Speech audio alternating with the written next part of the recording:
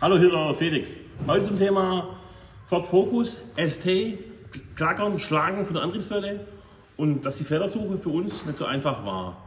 Wir haben das beim Fahren gespürt, dass wir hier Spiel hatten und auf der Hebebühne, wenn wir es anschauen, hier haben wir zwar die Antriebswelle gedreht und hatten hier Spiel. Wir schneiden euch ein Video rein, wo wir, wenn wir hier gedreht haben, Spiel gehabt. So, dann war für uns die Frage, ist das Spiel normal oder ist es nicht normal? Ist verschlissen oder nicht verschlissen? Weil klar, wenn da es gibt so viele verschiedene Aufbauten von Bauteile, manchmal ist normal, manchmal ist nicht normal. Was haben wir uns gemacht? Wir haben uns hier ein neues Teil nochmal gehabt und haben das mal zerlegt und haben dann reingeschaut gehabt und sehen zwar hier das minimales Tragbild, aber keine Schlagspuren. Und dann haben wir gesagt, okay, es muss ja irgendwas gegangen sein am Fahrzeug selber.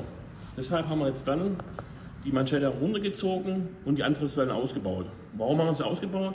Einfach, dass wir, ich weiß jetzt den Fachbegriff nicht, das Gelenk hier von den Lager ziehen konnten.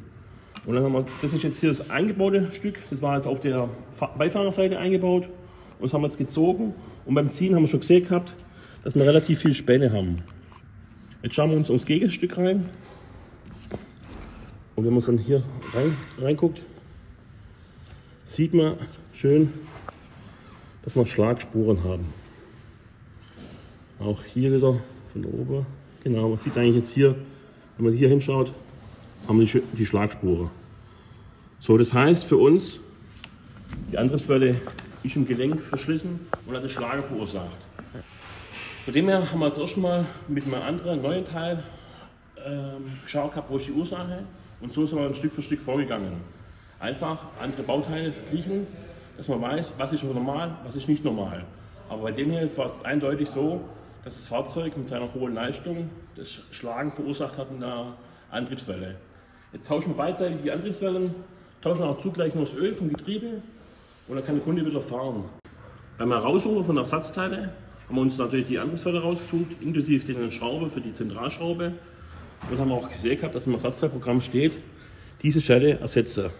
Das ist im Endeffekt hier die Halterung vom Lager, von der Antriebswelle zu dem Lagerbock. Und statt extra dran einmal neu machen, haben wir uns natürlich auch neu bestellt und machen auch mit rein.